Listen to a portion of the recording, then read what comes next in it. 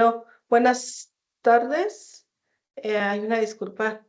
Hasta ahorita estoy viendo que hice 2024 y pensé que todavía seguíamos en el año anterior. Bueno, pues es un gusto participar aquí. Muchas gracias por la invitación que recibí para participar con esta ponencia. Y vamos a iniciar con un tema que es un poco amplio. Hay mucha información, mucha, pues muchas aristas, cómo abordar este tema, que son el uso y la conservación de los recursos fitogenéticos de especies nativas con potencial de uso. Adelante, por favor. Básicamente, siempre o regularmente nos enfocamos en algunas especies cultivadas y muchas de estas especies provienen de algún sitio en específico, sobre todo sitios naturales de distribución natural. En mi experiencia, si bien es cierto que he participado con muchos colaboradores de especies tropicales, del clima templado frío, pero por de donde está enclavada nuestra universidad, se basa más en los recursos fitogenéticos de zonas áridas y semiáridas. Y pues a nivel mundial, pues podemos decir que México ocupan los desiertos, ocupan un 40% de la superficie, alrededor de 3.7 millones de kilómetros cuadrados. México no se queda atrás, tiene un total de 2 millones de kilómetros cuadrados aproximadamente de superficie de zonas áridas y semiáridas, y hay una infinidad de especies de importancia tanto económica, ecológica, cultural, medicinal, ornamental, que últimamente ha cobrado mucho auge estas especies, algunas también de importancia industrial. Adelante, por favor.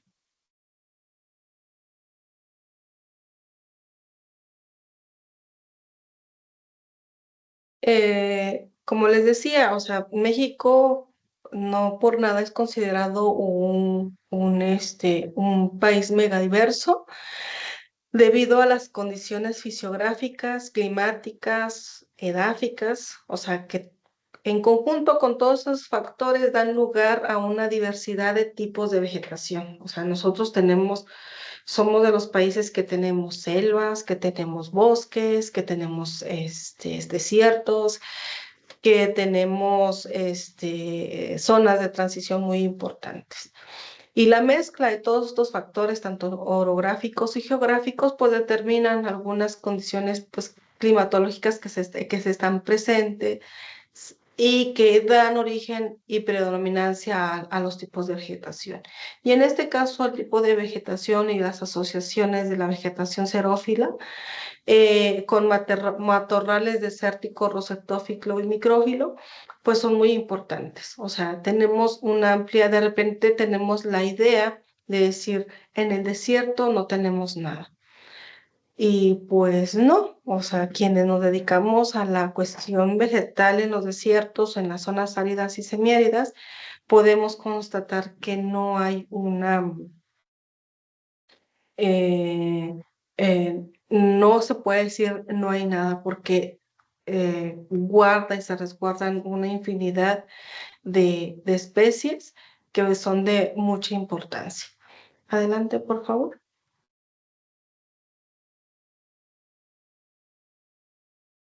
Les decía, México pues tiene una diversidad de plantas, pues alberga alrededor de 23.424 especies, 11.011 de ellas son endémicas.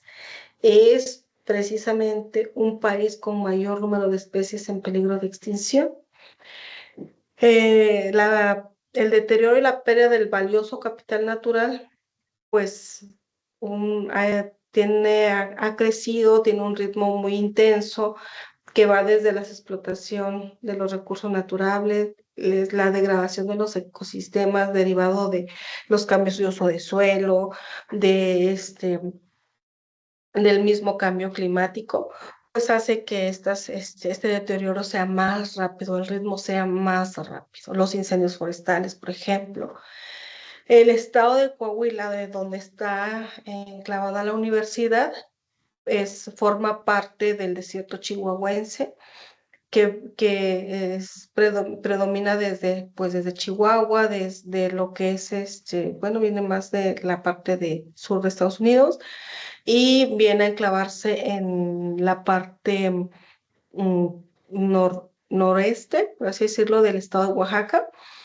Y llega parte de lo que es la zona árida y semiárida de las áreas naturales protegidas o del área de Cuicatlán, Puebla.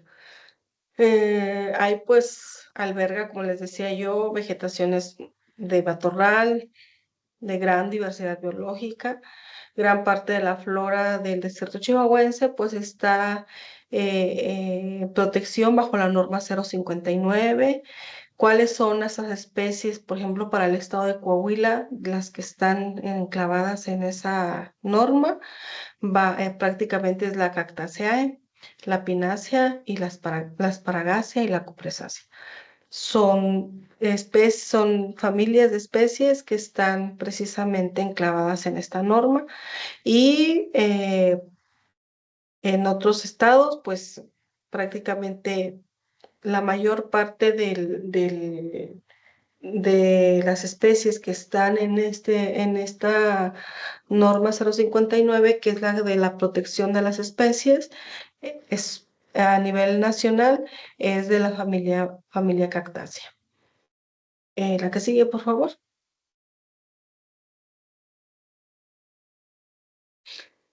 ¿Qué son los recursos fitogenéticos, no? De repente por ahí podemos decir, ¿por qué no hablamos de semillas? ¿Por qué no hablamos de germoplasma? Es un tema un poco amplio, lo que les decía al inicio.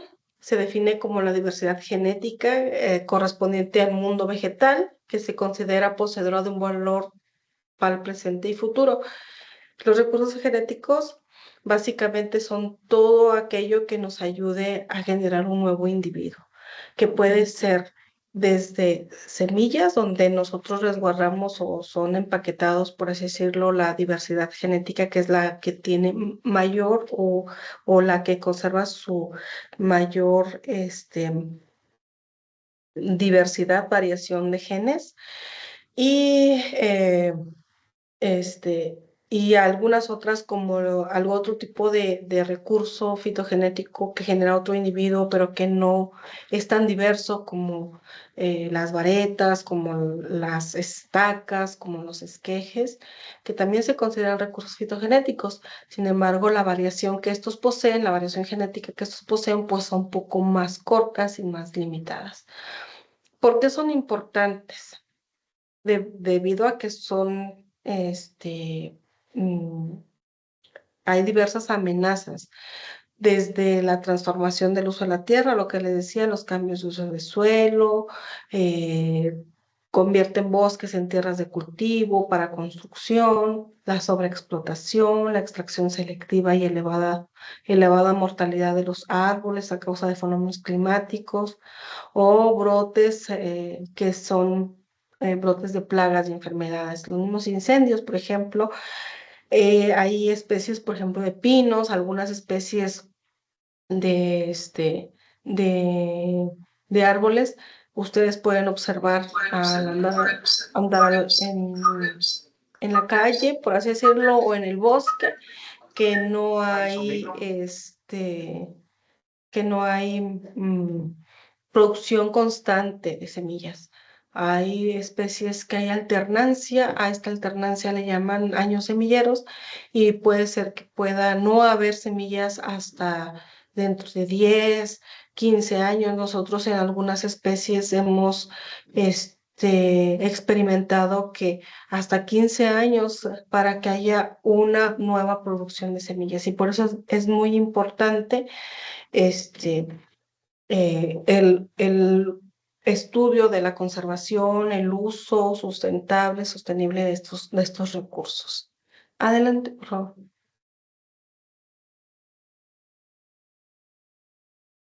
Pero para hacer el uso, para conservarlos y para que haya precisamente ese buen uso, debemos de estar enmarcados en un, válgame la redundancia, en un marco legal. ¿Qué es lo que los protege? O sea, aun cuando son bosques, aun cuando son selvas, aun cuando son bosques xerófilos o rosetófilos de zonas áridas, tenemos que responder a un marco legal y que viene desde de observancia obligatoria para quienes manejamos los recursos fitogenéticos desde la Ley General de Equilibrio Ecológico y la Protección al Ambiente, cuyo objetivo es prevenir y mitigar los impactos negativos al medio ambiente que se pueden ocasionar por el aprovechamiento de los recursos forestales. Y hablamos de los recursos forestales desde los árboles, recuerden que los recursos forestales desde la ley se dividen en dos tipos, en los recursos forestales maderables y los recursos forestales no maderables, y dentro de los no maderables entran precisamente las semillas, la tierra de monte, algunas partes de las flores o plantas que pueden ser utilizadas. ¿Cuál es la otra ley de observancia obligatoria? Es la Ley General de Vida Silvestre, que pues objetivo es la protección, restauración y aprovechamiento sustentable para las especies consideradas en alguna categoría de riesgo, sobre todo las que están enlistadas en la norma 059, que es la que promueve las los estatus de protección de las plantas y de animales, mamíferos, o sea, de todo lo que corresponde a la vida silvestre. Adelante, por favor. La otra ley es la Ley General de Desarrollo Forestal Sustentable, que el objetivo es, pues, el promover el acceso, aprovechamiento y recolección de germoplasma en bosques naturales y plantaciones con fines comerciales, científicos y de restauración. Aquí es donde prácticamente se habla de los permisos de recolección, los permisos científicos, de hacer uso y hacer investigación sobre los recursos genéticos. En este caso, se considera la recolección del germoplasma forestal. ¿Cuál es la otra norma? En este caso, la norma 07 de la Semarnat, revisada en el 2003, que indica el procedimiento y especificaciones para el aprovechamiento sostenible, transporte y almacenamiento de frutos, semillas y partes vegetativas. O sea, todo está de cierta manera regulado, ¿no? Y pues la norma 059 que define las especies de flora y fauna silvestres catalogadas en 4 categorías de riesgo: en peligro de extinción, amenazadas, sujetas a protección especial y probablemente extinta en su medio silvestre. Adelante, por favor. Hay otros que no pueden estar por arriba hay otros tratados, convenios internacionales que pueden estar por encima, más bien que no pueden estar por debajo de las leyes internas mexicanas. Una vez que México firma tratados o convenios internacionales, estos forman parte de la primera observancia, le decimos nosotros, o sea, que son eh, tienen que ser de observancia obligada por los países. Y estos, pues México firmó el convenio sobre la biodiversidad biológica, de las cuales tiene 3 objetivos: la conservación de la diversidad biológica, el uso sostenible de todos esos componentes y la distribución justa y equitativa de los beneficios que se derivan de la utilización de estos recursos genéticos. El protocolo de Cartagena sobre seguridad de la biotecnología del convenio para la diversidad, y sobre todo es para el uso, manipulación y uso seguro de los organismos vivos modificados, sobre todo los transgenes, los transgénicos, todo eso la cuestión moderna de obtención de plantas y manipulación de estos. Adelante. El otro que es muy importante y creo que es prácticamente es de los que más se utiliza son la Convención sobre el Comercio Internacional de Especies Amenazadas de Flora y Fauna, considerados los CITES, que es en el que se establecen las regulaciones que rigen el comercio internacional de especies de flora y fauna silvestres que son amenazadas, en peligro de extinción, y pues que desde el 2004 México ha impulsado diversas modificaciones a los apéndices a efecto de asegurar una mejor protección de los recursos genéticos forestales afectados por el comercio internacional. Y esto es un tema muy, un poco importante, debido a que una de las afectaciones más fuertes que tiene México con este tipo de convención es el contrabando de cactáceas, sobre todo. No se logra todavía culturizar, por así decirlo, a la gente para que utilice cactus provenientes de unidades de manejo o de, pues, producción legalizada, ¿no? Entonces hacen mucho saqueo a nivel nacional y los incautan por ahí en las aduanas, en Italia, en Argentina, en todos estos países, sobre todo los europeos, que tienen mucha afición a las cactáceas como coleccionistas, ¿sí? Adelante, el protocolo de Kioto es sobre acciones que deben de emprender los países, ¿no? ¿Cuáles son los compromisos a los que se han estado, este, pues, ahora sí que México, ¿a qué se comprometió cuando firmó este protocolo, ¿no? Pues a implementar acciones de reforestación, deforestación, sobre todo para revertir los procesos de deforestación y perturbación y sobre todo de los recursos genéticos forestales. Y el que yo creo que muchos de ustedes han escuchado hablar es el protocolo de Nagoya, que fue adoptado en el 2010, que es derivado de la Convención Biológica, de Diversidad de Convención Biológica, y que el objetivo es asegurar la participación justa y equitativa de los beneficios y el acceso a los recursos genéticos, según el artículo 5 y 6 de este protocolo, y el acceso a los conocimientos tradicionales asociados a los recursos genéticos, que beneficie a las comunidades indígenas locales para el uso de sus conocimientos. Anteriormente a este protocolo, pues como en todo México, ¿no? Ustedes lo han de haber visto. Vienen coleccionistas, vienen europeos, se llevan una planta, observan que tiene un valor industrial, comercial, se la llevan, la mejoran y la patentan o la registran en sus países sin darle ninguna participación a quienes por años o décadas han sido quienes han mantenido esas poblaciones. ¿Y quiénes son ellos? Las comunidades indígenas y locales, sobre todo los productores, los dueños y poseedores de los recursos, ¿no? Los legítimos poseedores de los recursos son pues las comunidades. Adelante.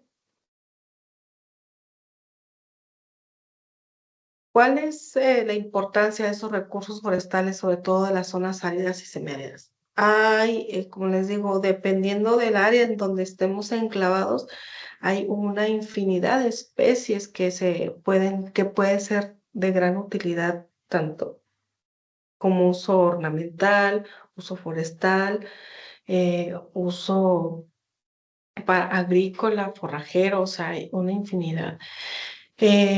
Todas estas especies que ahorita les voy a hablar un poquito generalmente hay características de las especies que son, pues se busca que sean altamente utilizadas. Por ejemplo, de repente por ahí vemos algunas especies que pareciera que no tienen ninguna propiedad, eh, eh, por decirlo así, medicinal, ¿no? Pero tiene otra propiedad que puede ser útil al uso, ¿no? Y sobre todo son especies que provienen de medios naturales, que pues tienen propiedades únicas, por lo que no son sustituibles con materiales sintéticos y además no son utilizadas en actividades muy específicas. Algunas condiciones pues les dan a varios productos, sobre todo los no maderables, sobre todo especies, lo que les decía yo, las cactáceas, ventajas, ¿no? Por las que son demandados y son buscados y pues comercializados en el extranjero. Eh, en ocasiones, por ejemplo, pudiéramos preguntarnos por qué no producen miles de cactáceas y por qué se tienen que ir a devastar las áreas y hacer saqueo. Si hay una infinidad de unidades de manejo, las UMAS, hay una infinidad de instituciones que ayudan a la propagación de estas especies. Resulta que los extranjeros, los coleccionistas, buscan la rareza con la que tienen este tipo de plantas, por ejemplo, las cactáceas, que no se dan o que no se proporcionan si son producidas bajo ambientes controlados. Y como que esa rareza es la que ellos buscan los mismos coleccionistas, ¿no? Adelante, por favor.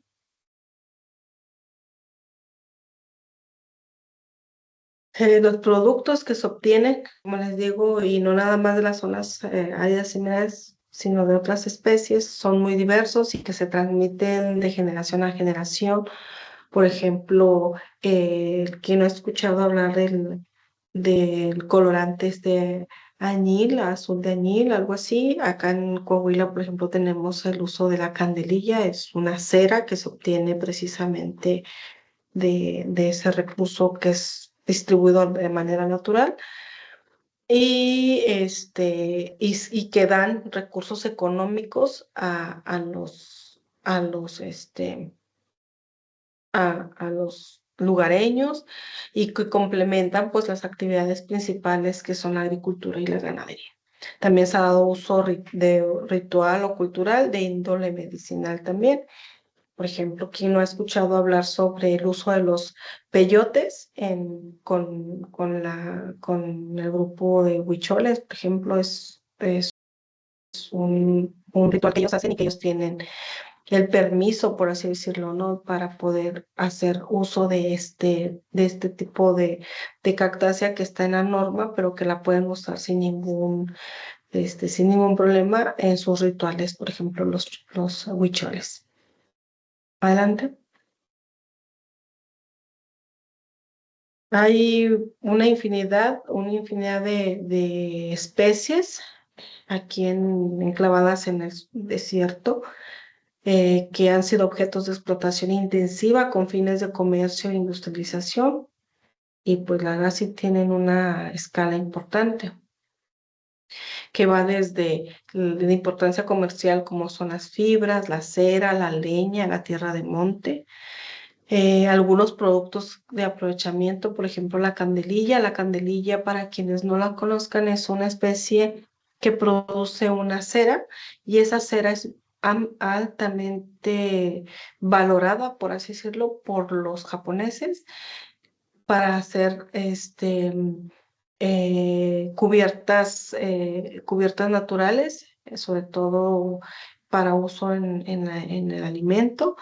¿Quién no ha visto en los supermercados las frutas bien brillosas?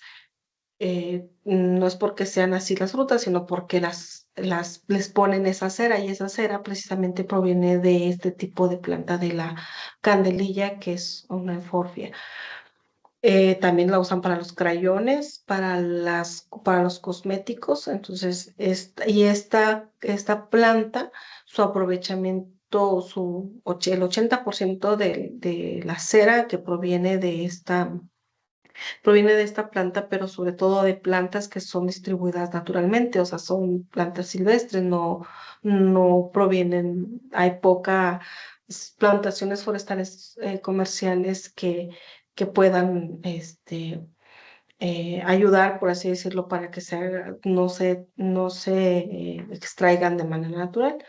La fibra de la lechuguilla es un agave. Este agave es como el enequén, pero bueno, más pequeño, ¿verdad? Su tamaño no va más allá de los 50 centímetros o hasta 70, pero su fibra es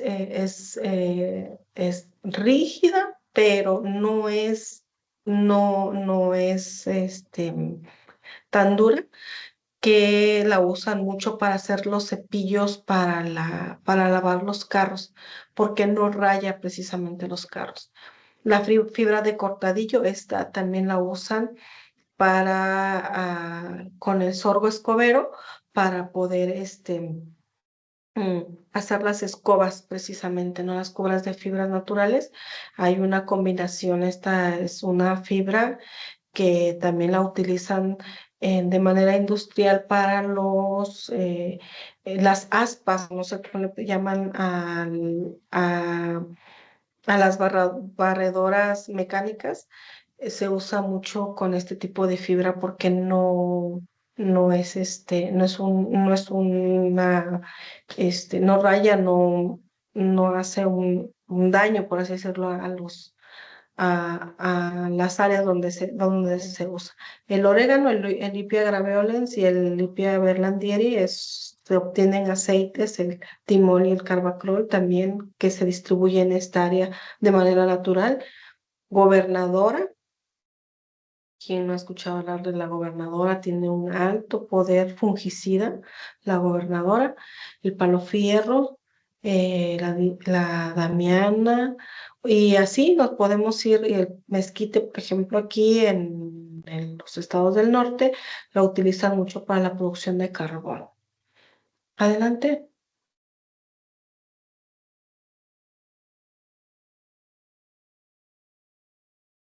Hay otros que se estaban aprovechando de una escala menor, pero de un tiempo para acá han empezado a tener un potencial de uso altamente elevado. Y uno de esos es el caso Sotol, es el Dacilirium sedosanum. El Sotol lo usan, el Sotol es la foto que ustedes pueden ver del lado izquierdo. Lo están utilizando ampliamente ahorita para ornamental, pero ahorita ha dado un giro mucho más importante porque hay especies de Dacilirium que se pueden llevar a la producción de azúcares, y esto da un destilado como el tequila, pero con su propio, eh, con su propio sabor, ¿no? Porque pues no forma parte de los agaves, es otra especie, pero esta especie no hay plantaciones forestales comerciales como los hay, por ejemplo, para la agave tequilana o para la agave putatorm, para el mezcal en Oaxaca. Todo el destilado, o el 90% del destilado que se obtiene de esta especie proviene de plantas que fueron colectadas de manera silvestre. Entonces, ahorita uno de los objetivos del proyecto en el que estamos colaborando es que no pase precisamente lo mismo que con el tequila, que se empiezan a perder las poblaciones silvestres, las poblaciones que tienen variación genética, y que después pues tengamos muy corta nuestra variación, y que no nos permita hacer repoblación o reforestación de estas especies. El palmito, que es una yuca, por su forma, su tamaño, también ha habido mucha demanda. Las siempre vivas, el chile piquín, sobre todo, que el chile piquín de alto poder eh, comercial, sobre todo para el uso en la alimentación. Y la otra yuca, la yuca samandoca y el guayule. Quien no escuchó o ha escuchado hablar que del guayule se obtiene una goma, por así decirlo, una resina, como un caucho, y con estas en algunos años se estuvieron elaborando las llantas. Pero pues la historia, lo que no queremos es que se repita, ¿no? De que se acaban las poblaciones silvestres, de tanta extracción, de tanto aprovechamiento que se hace, y no tengamos ahorita manera de salir al quite con toda esa falta, ¿no? De de planta, de las de repente empezamos a desbastar pensando en que nunca más lo vamos a utilizar, o que anteriormente, pues, o que llueva igual que llovía años anteriores, y que se puedan recuperar rápido los bosques, las selvas o las zonas áridas, pero desafortunadamente no ha sucedido así. Entonces hay que promover el buen uso, el uso sostenible de estos recursos. La que sigue, por favor.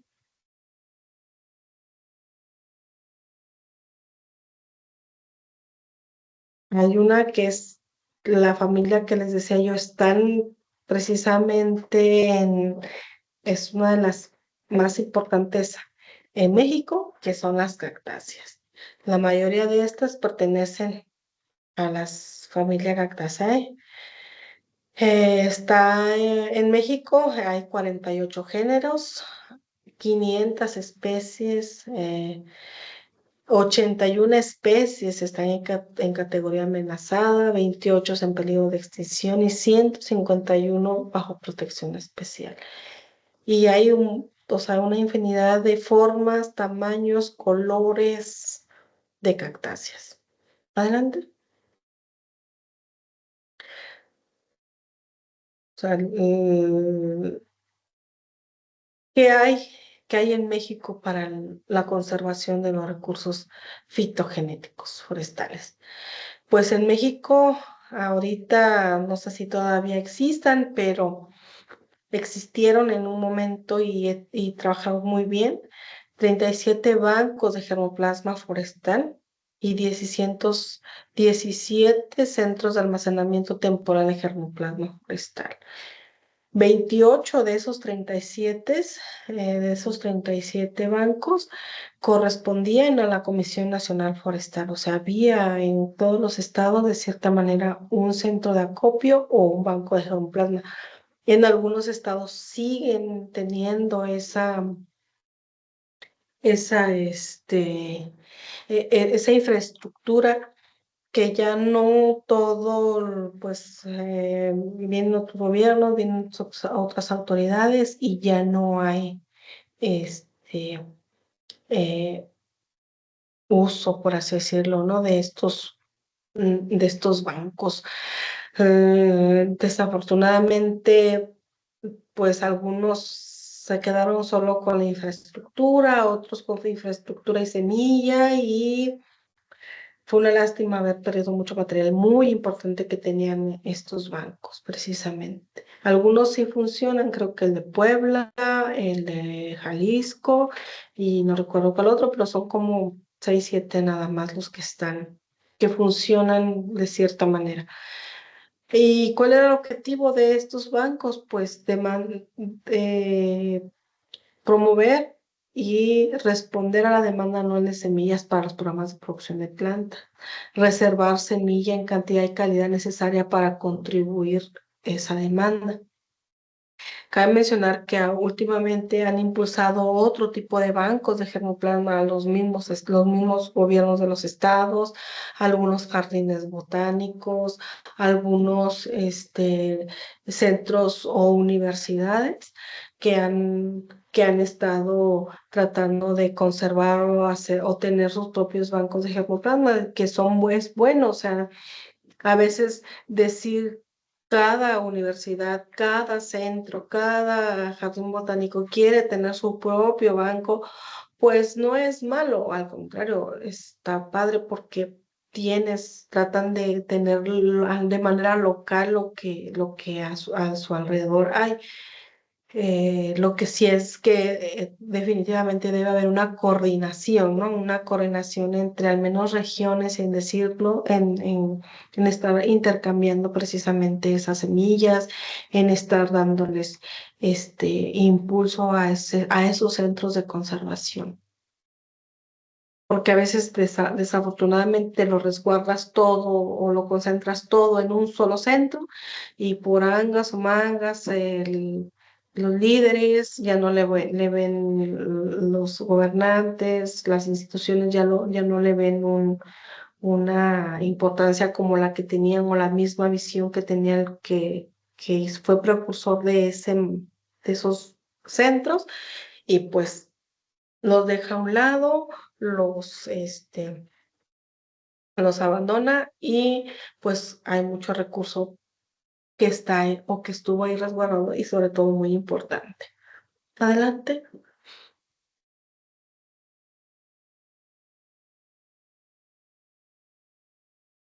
Pues les decía yo, dentro de todos los aprovechamientos que se hacen aquí en Coahuila, especies maderables, acacias, el mezquite, que ahora ya no son acacias, y el mezquite ya no es, bueno, ya no es prosopis, eh, uso de leña, carbón, acá, allá, por ejemplo, para las zonas de templado frío o para las áreas más tropicales, pues usan otro tipo de plantas, los encinos, este, y que pues ayudan, ¿no? A tener este tipo de, este, de material para combustible. Adelante, la que sigue.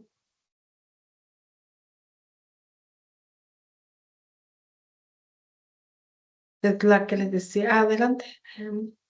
Es lo que les decía yo, hay plantaciones forestales comerciales. Por un lado, esto es la lechuguilla. Ahí ven al señor que está tallando esa lechuguilla. Es un agave pequeño. Hay plantaciones forestales y hay áreas donde las van a recolectar. Y la obtención de la fibra de la lechuguilla. O sea, hay gente que todavía se dedica a este tipo de labor. ¿La que sigue, por favor?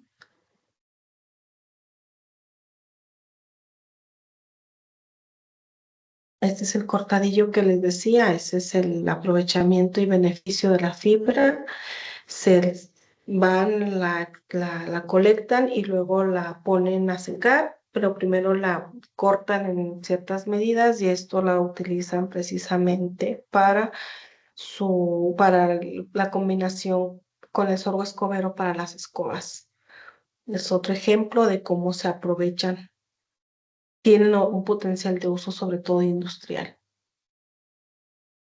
No sé si es la que sigue, es la última o el orégano, lo que les decía, hay plantaciones, hay poblaciones naturales y de estas se obtienen dos aceites primordiales que son altamente utilizados en la industria, tanto cosmética como en la industria de los condimentos, es el timol y el carbaprol de estos aceites. Y estos aceites sobre todo son aceites naturales y son aceites que desafortunadamente en cantidad son menores cuando son obtenidos de plantas que fueron eh, cultivadas, por así decirlo, de manera de plantación forestal comercial, que si fuera de una población natural, era lo que les decía yo, la rareza, el propio estrés toda esa situación climática que se da, esa interacción entre suelo, clima, hace que haya una mayor cantidad y una mejor calidad en esos aceites, y casi en la mayoría de las especies. Adelante, creo que era la última. Y pues por de mi parte es todo. Estoy a sus órdenes. Esos son mis correos aquí en la Universidad Autónoma de Antonio Narro. Aparte de ser ahorita profesor investigador, soy la responsable de la jefatura de control escolar de posgrado. Por si gustan también venir ahí, tenemos posgrados aquí en la universidad y quisieran venirse a aventurar a las zonas áridas, aquí con gusto los esperamos. Muchas gracias. No sé si haya preguntas o algunos comentarios.